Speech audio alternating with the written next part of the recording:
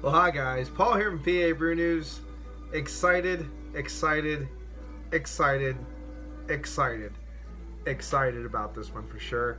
We have MacLay 8 Schilling Scotch Ale, the export version. This is a very interesting beer. This beer was gifted to me. It was one of the only one left in a broken down case that they found at the back of a beer distributor, the Pine Creek Beverages in Hunlock Creek, Pennsylvania area, and they enjoyed it. They was like, oh well, this broken up case, whatever, can't sell it or whatever, because this was still case store times. Tried it, loved it. Wow, there was one bottle. They found another bottle when I was talking to the guy. He was just explaining to me about this. We couldn't guess what it was. Went back and actually retrieved one bottle, last bottle they had. Gave it to me. He's like, here, just take this. You know, I was like, oh wow, that's a wow. That's a big wow. There's a lot of wows going on here. Let me tell you a couple wows about this one. This is no longer in production. There is a MacLay Scotch Ale by Belhaven now. I don't know if they bought the rights because I don't believe MacLay is around anymore. It was the Thistle Brewing Company in Alloa, Scotland. So I'm not sure if that's still open or in production, or the brewery is anyway, the Thistle Brewing. I believe that's the state plant or flower or whatever you want to call it of Scotland. Or the country, you know, of, not the state, you dumb fucker. You know, stupid. Never mind. Just don't ignore that. I'm so excited. I can't think right. That's it. Anyway. Going there, so I don't know if the Thistle Brewing Company is still in operation. I doubt that MacLay is still in operation, but like I said, because this one, as far as I know, isn't produced anymore. Especially this batch that I have right now, which I thought, the more I research this, the more excited I get. This is only 4% alcohol by volume, though. This is an 80 Schilling Scotch Ale. Only 44% alcohol by volume. I thought it would be higher. I know there's 90. I know even like 120 shillings, you know, stuff like that. It's the kind of like the, I think it's basically like the amount of money you have to put into the grain bill and stuff. I'm not really sure. I'm not really sure on the whole shilling thing, but I think it's something to do with that, kind of to give you the body and the ABV. Only 4%. As I digress. I've got this for free. It was gifted to me. I bought a couple other very interesting beers from them, and I will be getting some more from them hopefully soon. This one comes in at 4% alcohol by volume, as I said. It is, he told me, 20 years old. Wow. Wow. Come to think of it, I looked at it. It says March 2098. Now it's 21 years old. Wow. That was wow enough for me. Then I realized it says best before end March 2098. Wow. So we have a 22 plus beer here on our hands today.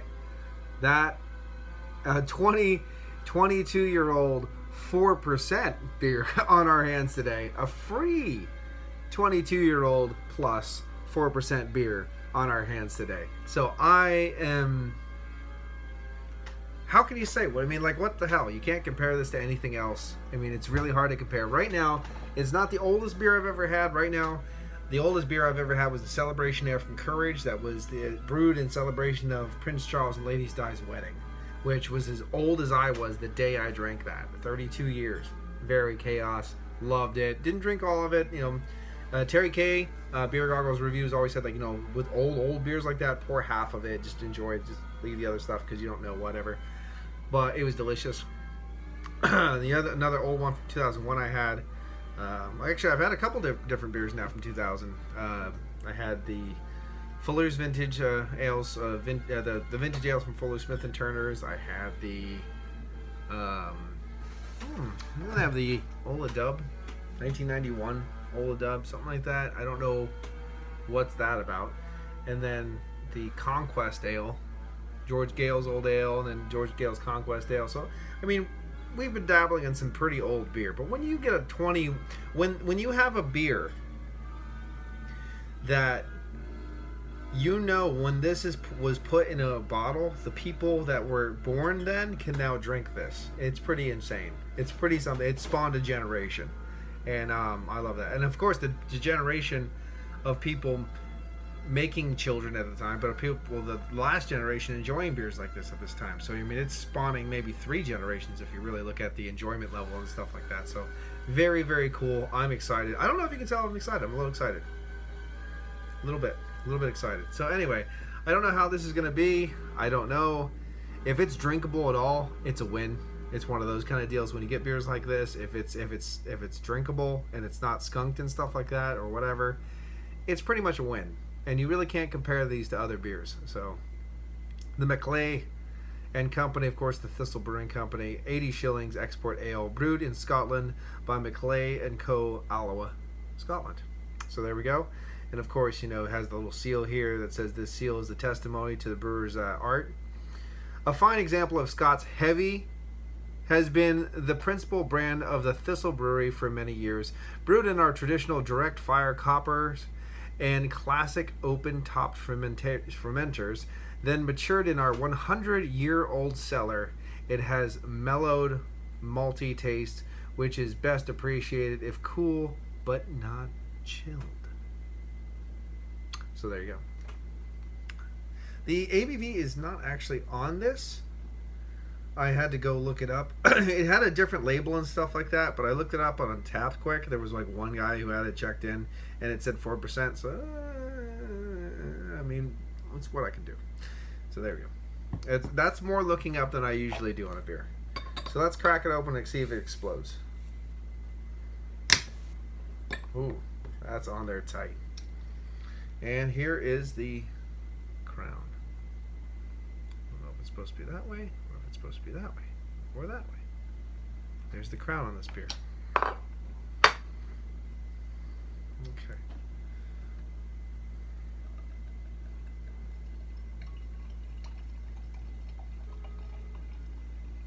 Generating ahead. Yes, it does. Well, indeed.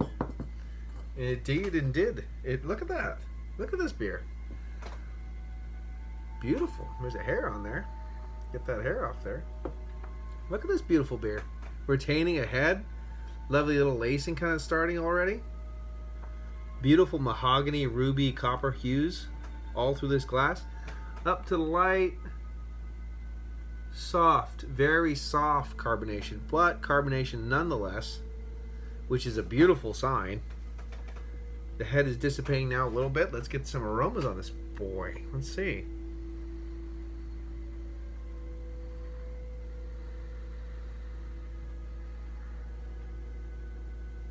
There is something that comes off as a little bit of an ethanol alcohol kind of tonality in there, kind of abrasively hitting the palate, the nose rather. But with that comes a little bit of fig, raisin, caramel, toffee.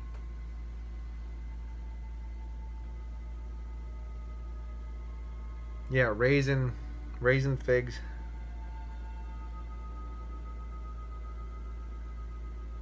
Even like a prune quality, toffee, caramel, brown sugar. Very malt forward, of course. Very malt forward. Got a little bit of itch right there. Awesome. So let's get into it. Cheers.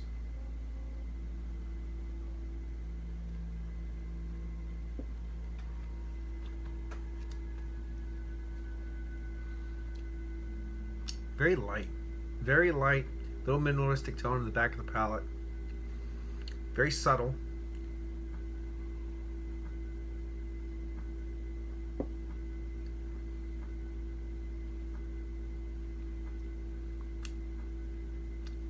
Yeah. Now it has a very defined aroma, but it doesn't actually have that broad of a flavor. But again, old as hell, 4%, the whole deal. But whatever. Got a beautiful little aroma on this one for sure. Pour the rest in there. Get it in. Get it in, not caring. There, the whole bottle's in. Just played this vinyl. All of a sudden it was skipping.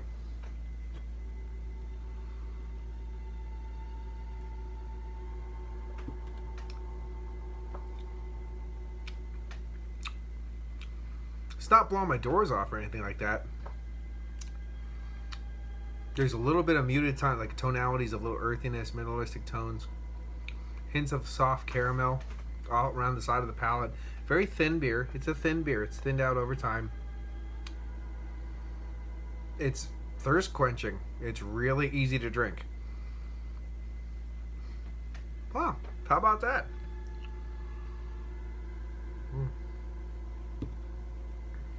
Yeah. A little bit of nuttiness in there too. Just a hint of a nuttiness now as I pick that up with a little bit more of that caramel. Kind of wish I had like a whole case of these because they're easy drinking. Man, this is a nice, easy drinking little beer. I'll tell you what. For 20 some years old, it really didn't do anything bad. I don't know what it was when it was fresh, but it certainly didn't go bad. That's pretty good. That's pretty cool.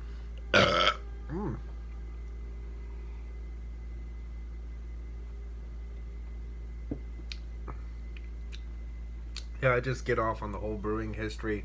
Proper size bottle too. That's nice. Here's the label. If you haven't seen it. There we go. Very, very, very cool stuff. Very interesting. Yeah, happy guy. There you go. It's like I said, it's not amazing. It's not blowing my doors off. It's definitely better than good. It's just one of those beers that's like, how can you really compare this to modern beer and stuff like that? If I had to throw this in the grade rating out of 10, it's not good. It's better than good. It's not bad. It's definitely quenching. It's definitely thirst quenching. Super easy to drink. I would definitely get more of these if I could. If they were still on, more of these could be available, I would buy more. Just the antiquity of it is very important to me. Plus, what's in the bottle is good. It's a good beer. Of course, and then you have all the brewing history, all that stuff before all the macro crap and all this stuff happened and blah blah blah blah blah. Over in a place in time where a lot of people from America weren't drinking the stuff coming out at the time because we couldn't get it, didn't know about it. So I will say that I would give this one, if I had to rate this overall, I'm going to give it a 6.5, which I think is a fine grade for what it is. Anyway, yeah, I'm just loving it. I'm going to enjoy drinking the rest of it and hope I can see you again later. This has been Paul from PABrewNews. Thanks for joining me. I know it's a long one, but cheers. Watch that finger. Here it comes. Meow.